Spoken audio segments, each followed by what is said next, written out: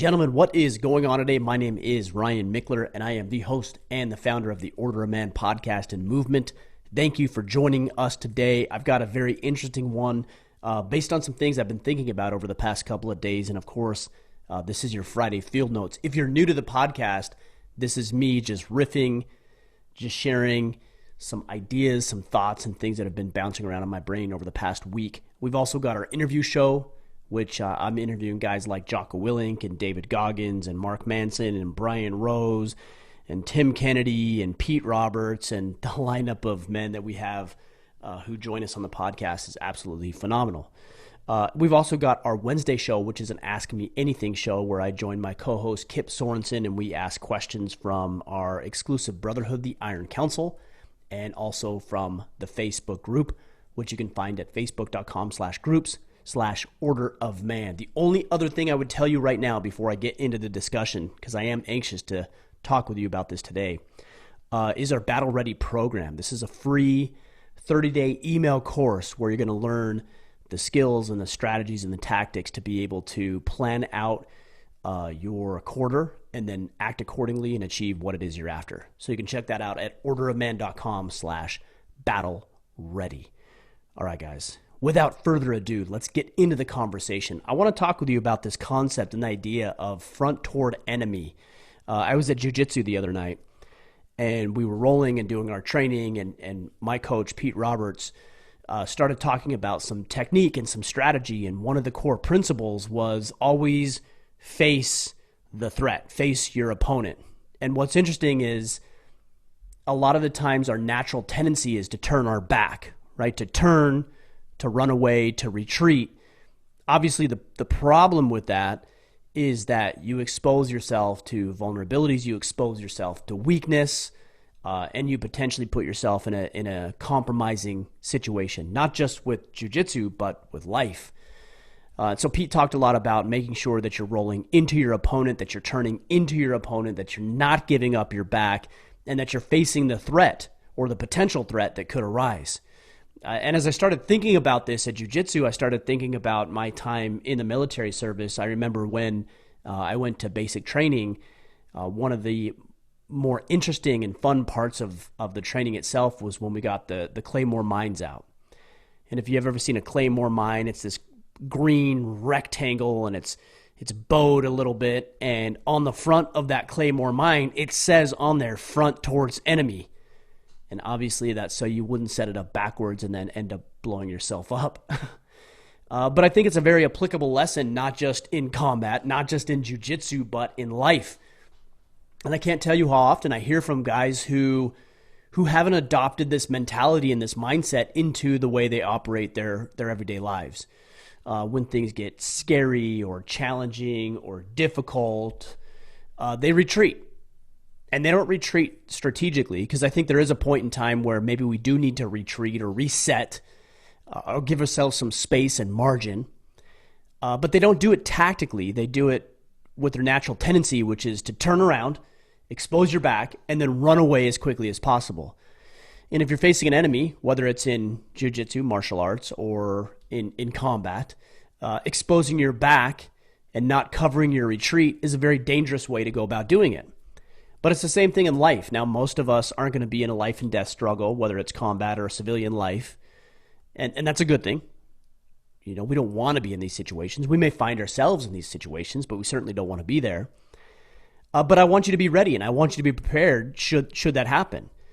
And should you run away and retreat and not cover your back as you do, whether that's in your marriage, in your career, or any other facet of life, then you're exposing yourself to potential loss and hardship and heartache. I think about it in the context of a relationship. There's so many men right now, and I hear messages every single day from you guys who are going through separations and divorces, and you're not covering your back and you're not taking care of yourself. So you get blindsided with custody paperwork and custody orders and alimony and child support and visitation rights. When it comes to a career, for example, you might burn your bridges because you're emotional and you aren't considering how this may impact you, you leaving a job or you getting let go or laid off, and how that might impact you in the long run. And so you're so hopped up and hyped up and emotional that you just want to get out of that situation. And I can't blame you. I really can't blame you for being in a scary situation, a threatening situation, and just wanting to get the hell out of there as quickly as you possibly can. But speed isn't always prudent. So what can you do to ensure that you're reacting, and maybe not even reacting, but responding in a way that's going to serve you with maximum impact, not necessarily now, but in the long game? And that's what so many men do. They play the short game. What's in my best interest right now? Not tomorrow, not in 5 years, not in 10 years, not for the remainder of my life, but what's in my best interest right now? And while you may save yourself and spare yourself some heartache and financial catastrophe and headache in the short run, you might actually be setting yourself up for failure in the long game if you turn your back and you aren't facing the enemy, you aren't facing the threat, and you aren't aware of what's actually happening. So I wanted to break down some benefits of this kind of front towards enemy mindset, and then we can talk about more tactically how you would do this. So let's talk about the benefits. And again, this is going to be in the context of jiu-jitsu and combat as well. But if you're facing towards the enemy, again, that enemy in your civilian life might be the loss of a job, it might be relational issues, it might be medical conditions or illnesses that you might be dealing with. There's all sorts of things that could potentially arise as a quote-unquote enemy. It might not be a legitimate and literal enemy, but if we look at it that way, I think what I'm going to share with you will make sense. When you turn and run away, you limit your options because you can't see what's going on. And because your options are limited, there's only one path forward, and it's that direct path. It's get out of this combat zone, this combat environment as quickly as possible. Well, you might actually be running into another trap. And that's the danger. But if you turn around and you think, all right, I'm going to look at what's going on and I'm going to retreat or back up or get out of this situation in a very strategic manner, what you do is you give yourself options because you can respond to different threats as they evolve. So if you have an enemy facing directly at you and you're looking at that enemy, all right, you're going to be able to see what's going on and you're going to be able to make decisions based on what you see in front of you, which what will happen is the enemy, whether that's a legitimate and a literal enemy or just some situation that you're dealing with, will evolve as well, right? You evolve, they evolve. You evolve, they evolve. And it's just this chess match that happens. So as that enemy changes strategy and changes tactics, if you're not looking at what's going on, you're going to get flanked. You're going to get blindsided. And you're going to find yourself in a very difficult situation because you were unwilling to look towards the threat, look towards the danger, and actually see what's going on. If, on the other hand, you turn around and you retreat strategically and systematically, all the meantime you're watching what's going on with the circumstance or with the enemy, then as they adjust or the circumstances change, then you can begin to pivot and change based on what you're observing, what you're seeing. Guys, I had one of my stepfathers tell me, and I'm just paraphrasing here, but I will remember this lesson forever. We were talking about knowledge is power, right? That's something we hear a lot of. And he contrasted that and said, knowledge is important. Sure, you got to be knowledgeable. But options is what's truly powerful. Options are what truly are powerful. The more options you have, the more you can make decisions based on your external circumstances. And if your back's against the wall and there's only one way to retreat or there's only one way you're willing to look at, then you're limiting the other scenarios that could potentially play out to your advantage. But you got to have that front towards enemy, and you got to observe, and you've got to get that peripheral vision going on. I had a football coach, and I'm sure you guys are very much the same way, but my football coach would always say, as a middle linebacker, would say to me, keep your head on a swivel. Keep your head on a swivel. What would that mean? That means look around, use your peripheral vision, see what's going on to your left and what's going on to your right, and look at plays and observe, but keep your head on a swivel so you can constantly see and evaluate what's going on. Why? So you can make the read and then you could make the play. That's what we need to do in our lives. But we blindfold ourselves. And at a minimum, we put blinders on. Like, hey, I'm not going to look at what's going on here. I'm just going to be so entrenched and so focused on this one thing, or I'm going to turn away completely or bury my head in the sand like an ostrich and think that somehow things are going to miraculously turn out. We do this when we're unwilling to jump on the scale, for example, and look at how heavy we've actually gotten. Or we put off and we delay perpetually and forever difficult conversations with our spouses or with our children. Just in the past couple of days, I had a very sensitive, I'm not going to get into all the details right now anyways, but a very sensitive conversation with my son. And as my wife and I talked about the conversation that needed to be had, it was not something I was looking forward to. It would have been very easy for me to neglect and shirk and put off and turn away and put the blindfolders on and come up with all the reasons and excuses why I didn't need to have this conversation right now. That's the easy path. But that doesn't serve me. It doesn't make me any better by avoiding those confrontations and those conversations that need to be had. And it certainly doesn't serve him, my son, who I have a moral and ethical obligation to serve, to lead him. But instead, front towards enemy mindset, here's the situation, here's the sit rep, if you will, the situation report, if you're not familiar with that term, and here's what I need to deal with. And then you address it accordingly. And so my son and I, just a couple of days ago, walked around the field. We had the conversation. I thought a lot about it the night before, about what I wanted to say and the conversation I wanted to have and how I wanted it to go. And we had this conversation in the morning. And he was nervous about having the conversation. I was nervous about having the conversation. But I faced myself towards the enemy, in this case, towards the difficult and uncomfortable conversation. And it actually played out the way I thought it would. Because I didn't retreat, because I didn't run away, because I didn't expose my back, because I didn't avoid the conversations that need to be had. This is what boys do. If it came down to it, my son actually would have loved not to have that conversation, and so would I. And the difference between an immature boy and a mature man is that a mature man sees what's happening and sees what's wrong, and he doesn't turn a blind eye to it. He actually turns towards it. He faces it. He deals with it. Even before that, he comes up with a strategy for dealing with it, and then he engages with the enemy, with the confrontation, with the conversation, with the difficult set of circumstances. And then he finds himself in a better position over the long haul because he was willing to do that.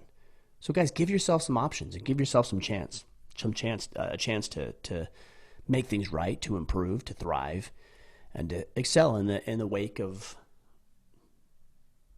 difficult, demanding, scary, confrontational circumstances. All right, and the last thing I want to talk with you about, and I realize this one's going to be a little bit shorter than it normally is, and that's okay because I can make a point shorter than I need to, or have the desire to. Sometimes I'd like to hear myself talk, so they might go a little longer than needed. We'll try to keep this one short. What can you do effectively to make sure that you keep your front towards the enemy? Well, I think just having the mindset in place. If that becomes a mantra or part of your code of conduct, that I will always deal with situations head on, that I won't shirk responsibilities, that I won't neglect, that I won't procrastinate, that I won't avoid, right? Some of you guys are avoiding. I want you to think about that for a second. What conversations are you avoiding having? What circumstances have you ignored for far too long? When's the last time you looked at your bank account? When's the last time you jumped on the scale? When's the last time you hung out with somebody who was better at something than you so that you could improve? Well, it's scary to do that. It's threatening, right? At a minimum, it threatens your ego. At a maximum, it threatens your livelihood and your well-being and your sanity and your ability to thrive in this world. So take a personal inventory and ask yourself, what are you avoiding? What have you been turning your back? Exposing your back to? Have you turned that claymore around and faced it not towards the enemy or towards the circumstances, but faced it towards you? A lot of you have. I have in the past as well. The first step is the realization that I need to turn outwards and I need to look at these things, and I can't turn a blind eye to what's going on, and I can't ignore situations or circumstances. And the longer I do, the more difficult they will become. If you have to have a conversation with your wife, the longer you put it off, the harder it will be. If you have to have a conversation with your kids, the longer that you put it off, the more difficult it will need to be. If you need to have a conversation with a client or an employer, do it now, like a man does it. Here's the issue. I'm scared, I'm uncomfortable, and yet I'm a man, so I'm going to do it right now, as soon as possible. That's the mindset that you need to adopt. Number 2, make a plan. I just told you the circumstance with my son. I didn't go into the conversation blind, because if I did, I wouldn't have known what to say. I wouldn't have played out the scenarios in my head. I probably wouldn't have said everything that I wanted to say. I wouldn't have given him the grace and the level of respect that he deserves, even as a 12-year-old boy. I would have probably been over-emotional, as would he, and it would not have been conducive to the result I was after, which is to discipline, to get him back on track, to have the conversation that needs to be had, to teach him some thought processes and some skill sets similar to what I'm doing right now so that he could improve in his life. So instead of rushing into battle, I thought about it for just a second. And in this case, I took some time that evening after I talked with my wife, and I ran through scenarios in my head, and I planned out what I was going to say, and I thought about the points that I wanted to make, and I thought about how the conversation would flow and roll and what he would potentially say and then what I would say back in return. But it wasn't something that I just rushed into it. So just because I'm telling you front toward enemy doesn't mean that I'm telling you to be reckless with what you're doing. It's not it at all. I'm saying turn around, face it, adopt the front toward enemy mindset, and then come up with a strategy and a plan. Now, the plan's not always going to work, right? There may have been something you overlooked, or something shifts, or something changes, or you hear from your boss that the reason you don't have the promotion is because of something you didn't fully anticipate or didn't see or observe. Okay, well, as long as you keep your front forward, then you can pivot and you can adjust and you can make the necessary corrections in order to get what it is you want. In this case, the raise or the promotion. So plan out the strategy. The third component is execute. Do it. All right, just get into battle. Do it. It's going to be uncomfortable. It's going to be awkward. It's not going to be fun. It's going to be painful in a lot of ways. But you know what? When's the last time you actually had one of these types of conversations, or you addressed a difficult circumstance and you thought to yourself, man, I really feel worse for doing that? Like, it doesn't happen like that. You always feel better. You know that. Whenever you address and face something head on, as uncomfortable as it is, you feel better because you did. You always feel better. It's like the weight has literally been lifted from your shoulders and you feel lighter and you feel more at ease, and then you clear the mind space and the head space to be able to focus on different things that are more significant and meaningful. Draw upon that. Know that if you have these conversations and do these things, even if it's working out at the gym. I mean, how many of us talk ourselves out of going to do a workout? I don't feel like it today. I'm not in the mood. I don't feel good. I deserve to take a break. We tell ourselves these things. That's a retreat. That's turning your back towards the enemy. Turn around and say, yeah, you know what? I don't feel like it today, but I'm going to do it anyways because I made a commitment to doing it. Or because I realized that if I go into the gym, I'm going to be a better, more capable, stronger, more efficient man. I'm going to be a man who's able to step into the protect, provide, preside lifestyle that I want to step into. But that requires you stepping into the fray, not away from it. So we've got the mindset first, the planning second, the action third, and then the fourth component of this is an after-action review. How did it go? What did I do well? What didn't I do well? What's the resolve? What worked? What didn't work? What am I going to do moving forward? This is a very contemplative process now. Think about how it went, because something's going to happen again and you're going to need to address it again. But if you don't think about what went well and what didn't go so well and what you did good and what you did bad, you're not going to get any better at this. And what are you going to do? You're going to neglect it. It's actually very similar to the OODA loop. The name of I believe it's an Air Force pilot, and it's escaping me right now. But you guys can look into the OODA loop. OODA. Observe, orient, decide, act. It's very similar to that. Observe what's going around. Okay, orient yourself to the battle, whatever that battle is. You can't orient yourself if you're not looking at the battlefield. If you're turned around running away, you can't orient yourself to the enemy and what's happening. Decide, what is my course of action? That's a planning process. And the last component of the OODA loop is to act, to do. Observe, orient, decide, act. And I would say the last component of that, which isn't necessarily in the OODA loop, is to review.